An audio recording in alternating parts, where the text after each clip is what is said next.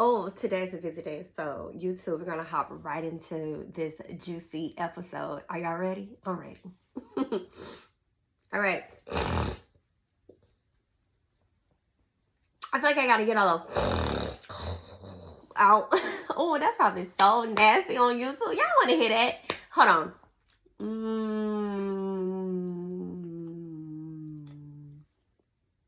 No, those quick mouth exercises, you probably doing it with me.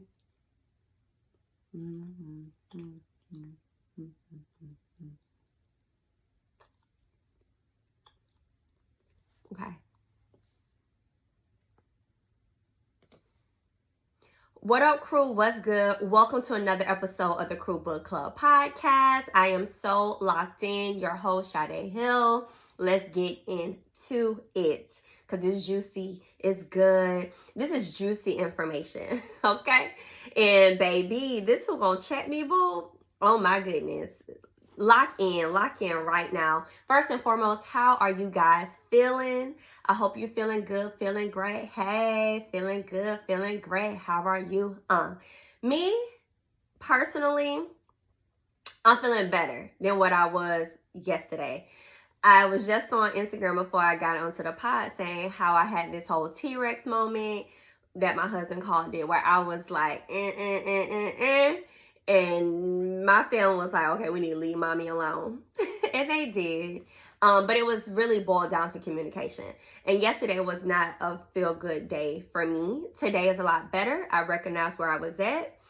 I expressed myself and listened to some gospel, listened to this really good sermon, and God checked me, and now we here with better energy, okay? So, do what you gotta do to check yourself, okay? And give yourself a minute and communicate and use the people around you that love and support you. You hear me? Okay. And after listening to this pod, you're gonna be like, girl, thank you for a whole word. And I'm feeling better now, so you can go and take over the world after you listen to this pod. Okay, girl. All right, so let's get into it. We're getting into our book. We're still in part 1 of The One Thing by Gary Keller. And we're in the part 1 where it's like the lies, they mislead and derail us. So we're going to get into chapters 6 and 7. But first, before we even get into that, let's get into some who gonna check me, boo? God is, because he is always checking us, and we deserve a good check. Yes, let's get checked by the Lord. Okay, if anybody gonna check me, I would rather him do it. And this week, I've been checked so many times. So it was really hard to decipher which check to give y'all. I was going to try to give y'all 2 in 1, but it would have been the whole episode. You hear me? So we're going to get into the scripture that particularly align with the life I'm living right now. And it really made me realize the balance of being a woman, a mom, a wife, and a serial entrepreneur. Even if you're not a wife or a serial entrepreneur, it shows the virtue of a woman in this particular scripture. And I just loved how it broke down. And I'm going to give you some of the key ones that really knocked out for me, that knocked me out, that checked me. I highly recommend that you guys go and read the entire thing. It was Proverbs chapter 31, verses 10 through 31. And I'm going to get into these. These are my faves, okay? Chapter 10, verse 11, Proverbs. Her husband was fully confident in her and lacks nothing of value. Okay? Her husband has full confidence in her and lacks nothing of value. Whew. The support that your husband should be to you is full of confidence. Okay? I was just like, yes. Okay? Chapter 10, verse 16 through 18, Proverbs. She considers a field and buys it. Out of her earnings, she plants a vineyard. She sets about her work vigorously. Her arms are strong for her task. She sees her trading is profitable, and her lamp doesn't go out at night. Ooh, it was some bars in there. Let me tell you something. The first, she considers a field and buys it. Women, we can own the land, okay? And there's a whole nother book I'm reading about We Should All Be Millionaires that's going to tap into that directly, women's statistics about how we've been handled in this society when it comes to money, okay? And then when I was just like, when it said she sets about her work vigorously, yes, we work hard, ladies. Her arms are strong for her task, meaning we can hold it, we can do it. You know what I'm saying? In that part where she was like, the trading is profitable, baby, we can make this money. You hear me? God said it. Okay? Chapter 10, verse 25 through 27 says, she is clothed with strength and dignity. She can laugh at the days to come. Okay? Baby, we are strong. I am strong. And I'm sitting here looking at myself in the camera and telling it. So you can go watch YouTube and say it with me. You are strong, and we have dignity, and we laugh at the days that come. No matter what it is, we laughable because we have a God who covers us and who allows us to live through his strength to give us strength and the dignity to press forward. You hear me? It says she speaks with wisdom and faithful instructions on her tongue. Okay? She watches over the affairs of her household and does not eat the bread of idleness. This spoke to me because I was comfy, not knowing all the dealings of the ins and out of the finances and things of that nature, because it was like this privilege of having this paid and doing, you know what I'm saying? And being able to dive into the business, even though the involuntary things that happened during COVID, it was just like, instead of slumming down and balling up in the wall, I found a way. Okay? You found a way. Okay? And that does not eat the bread of idleness. I didn't depend on the government to tell me how and when I could move. No, I found a way to use the tools that I had to do what I had to do, which birthed the Crew Book Club. Okay? So those are just a few. Y'all, I'm telling you, you need to get into it. It was Proverbs chapter 31,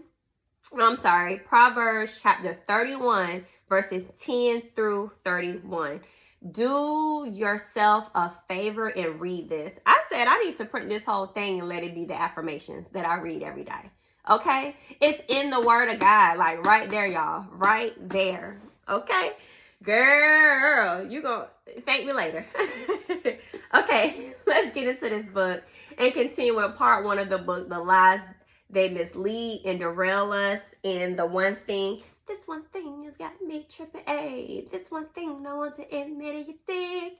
Every time I hear that song, of course, it's associated with another part that I listen to. See, the thing is, it just works perfect for this book.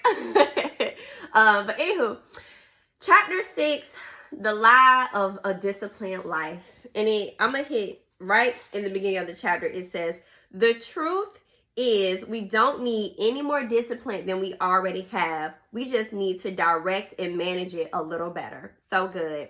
On chapter 55, it continues, when we know something that needs to be done but isn't currently getting done, we often say, I just need more discipline.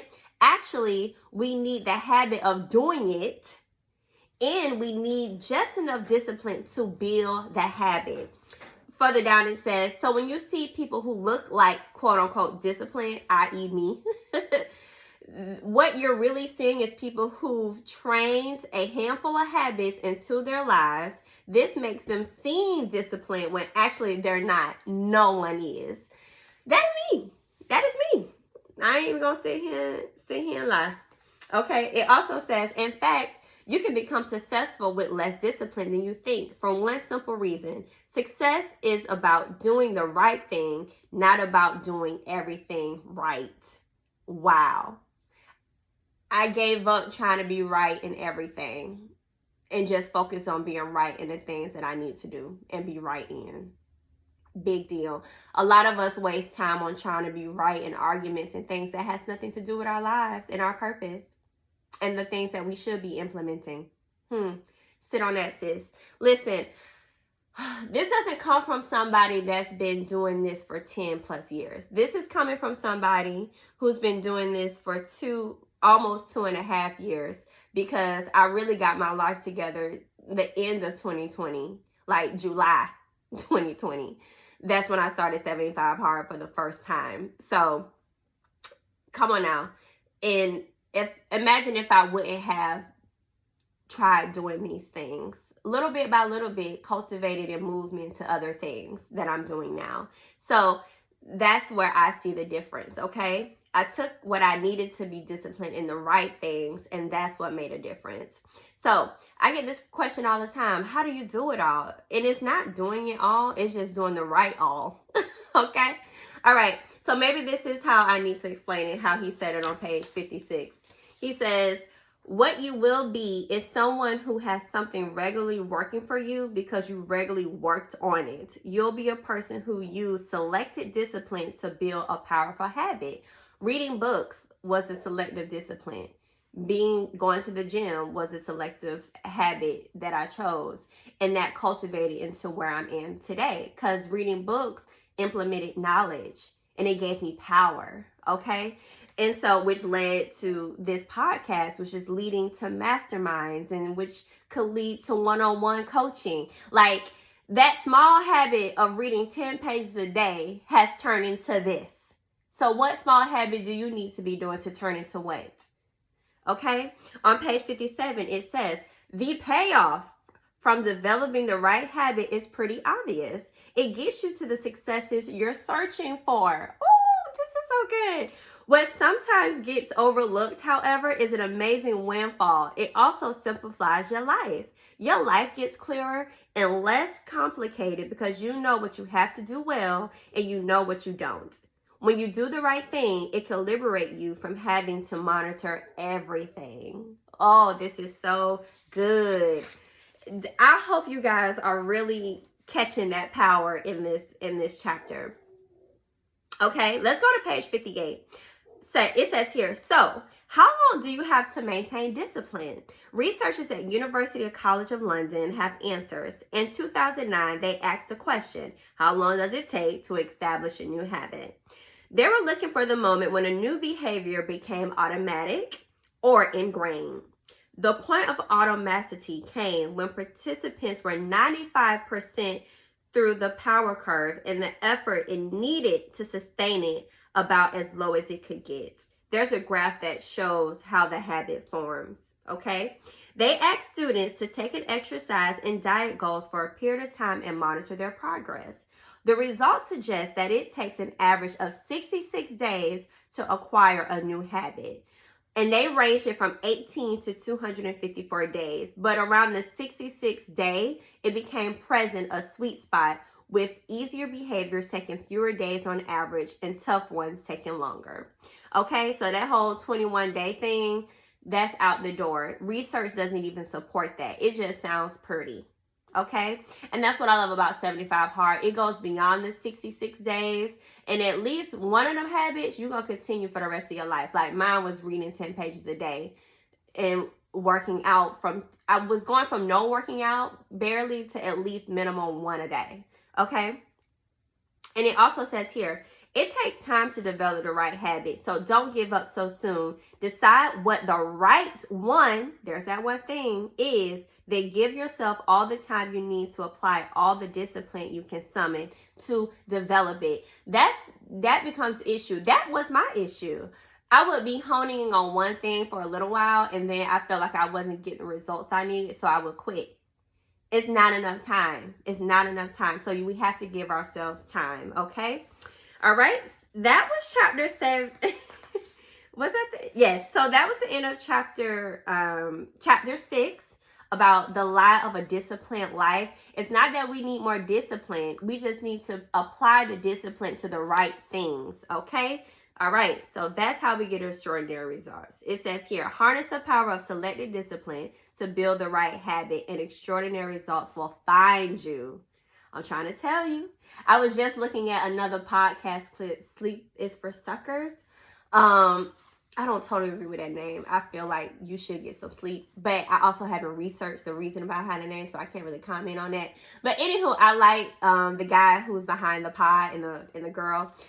And he was saying, like, a lot of us creators or people who they're trying to find purpose, but they're not doing anything to find the purpose, and not realizing once you think one thing is your purpose, it's going to lead you into other things. And I even discovered that in the way God has been operating for me. It's like, I need you to do this thing before I can take you to this thing.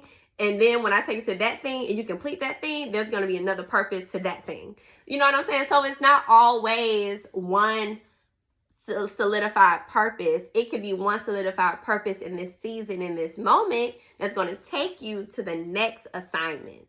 Okay, so instead of, let's bring it back full circle.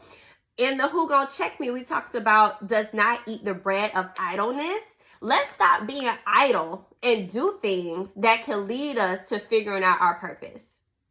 Bam. That's a whole other conversation. You hear me? All right, back to the book, The One Thing. Chapter 7, willpower is always on will call. The lie. Okay.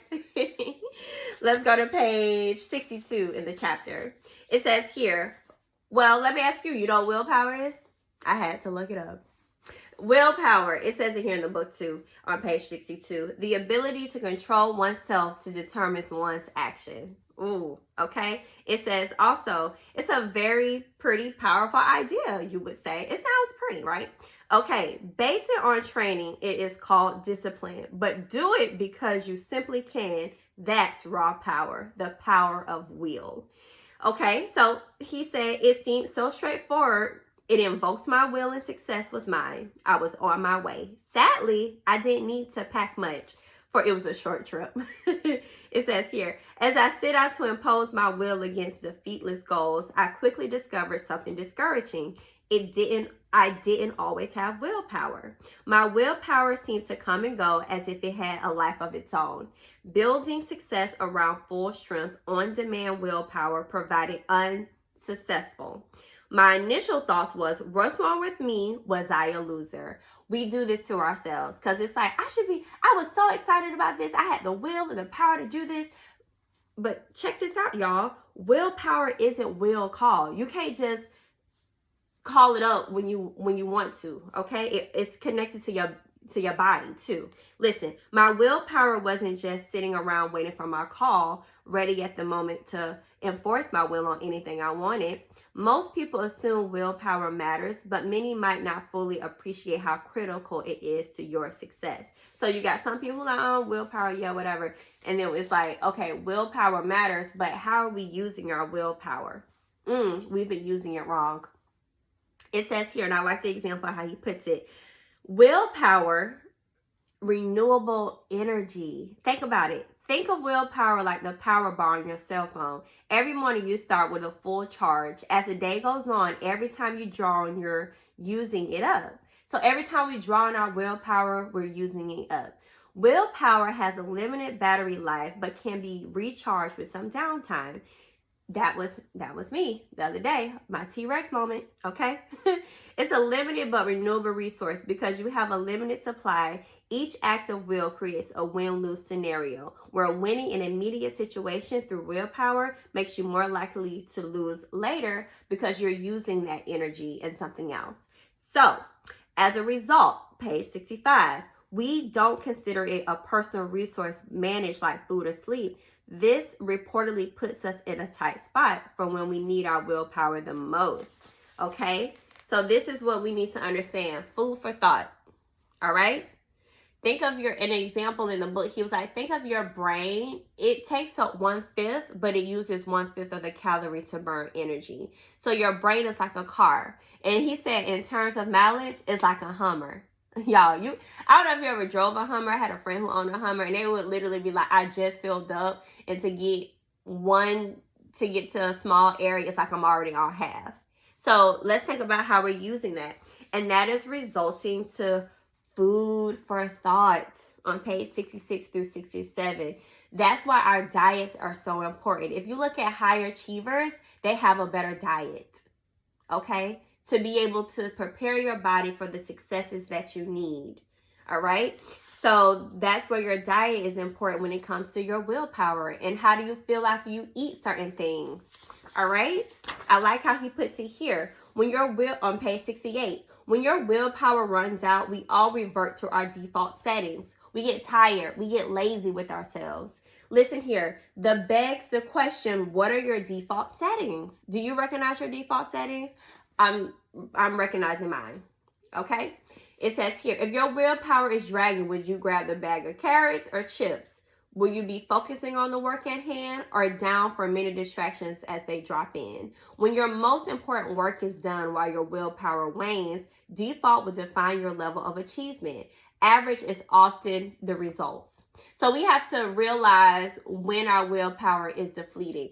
I know for me, if I realize I'm picking up my phone, I'm getting distracted, I'm avoiding doing the work, I need to sit back, take a break, find some downtime, and recharge. And that was me yesterday because I was getting outside of my normal self that I worked so hard to get to. Because I have an event where it's the biggest audience I've had since I've been doing events. I went from my first event, being 15 people, to my mastermind being a smaller group, to now I'm going to be talking to 43 people tomorrow. And I was getting outside of myself and trying to do everything instead of focusing, sitting back, and recharging my willpower to be prepared for what's next. Okay? So, and another thing that I've learned is I had to pivot when I worked out in the day because I realized my willpower is defeated by 4 o'clock because I wake up so early. I wake up around 4:35. So I was just like, so let me do all my administrative things first and then get into the rest of the day. You know what I'm saying? And I know I'm going to be able to work out because I love working out. And also working out and charges you. When I'm about 10 minutes in, I'm locked in. Okay? But I also know I can't work out past 9:30 because I had an event where I didn't get home till really, really late and I still had to bust out one workout. But I realized that doesn't work for me. I did the workout, but it was not with the best willpower. All right, so you have to find out the best time of the day to do your hardest task. And he talks about that too on page 69. It says, give willpower the time of day, okay? Without intentionally protecting it every day, we allow ourselves to go from will and way to no way. If success is what you're after, this won't work, okay? You make doing what matters most a priority when your willpower is its highest. So that's why we have to schedule those things to have in place. So we're using our willpower for the right things and not just for anything. Okay?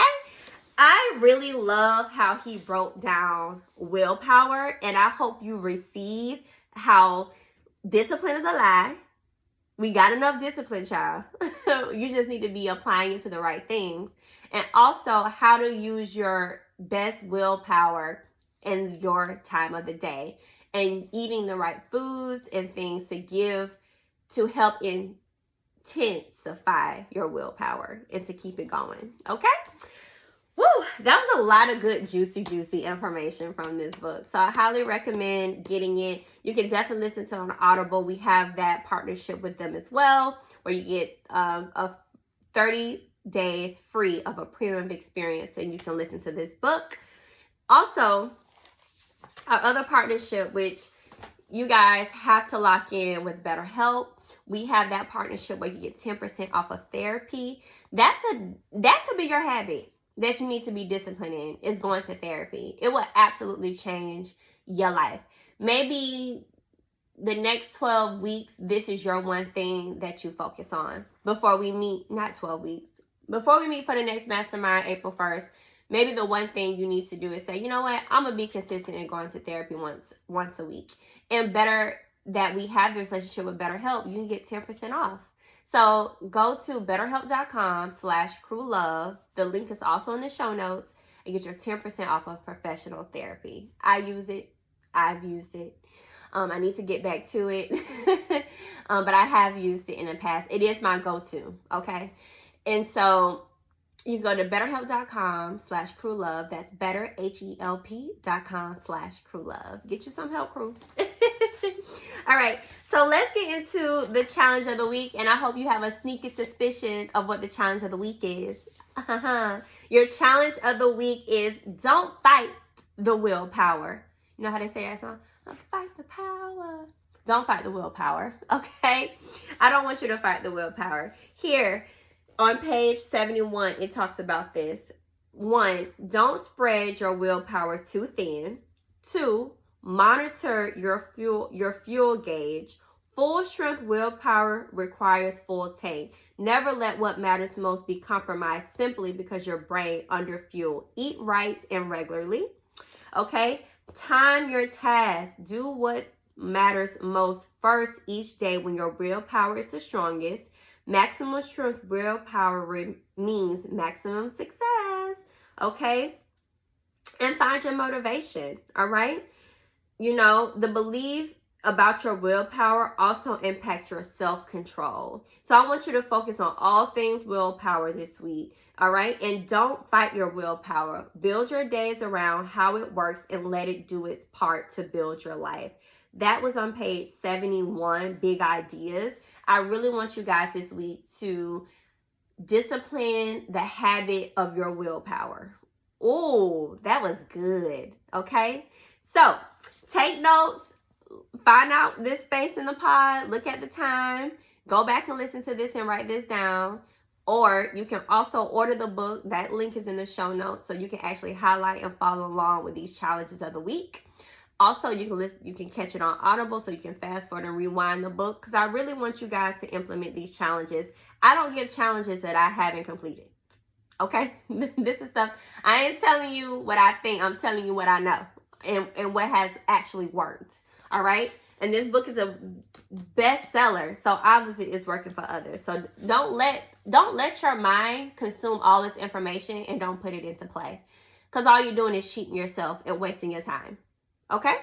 All right. So please, I didn't get an email or a DM about any advice. So the advice that I have for you is the challenge of the week this week. That's the crew advice this week. Okay? All right. Let's end this episode. This was a shorter episode. Oh my gosh, I could have did a whole nother chapter. Anywho, that just holds some responsibility for y'all. I need you guys to ask me some advice so I can give it to you straight. All right? You can send your questions to email thecrewbookclub@gmail.com, or you can just simply DM me on IG at the Crew Book Club. All right? I hope you follow, share, and tell a friend. And we cannot end this episode without a quote of the week. Hey, the quote of the week. I said this on my Instagram, but I feel like I need to say it again to you all. Listen, care about yourself so much that you make boundaries and you stick to them. All right? So, crew, go out into the world and protect your willpower and make your boundaries and stick to them, boo. All right, I will see you all right here next week on the Crew Book Club podcast. Hey.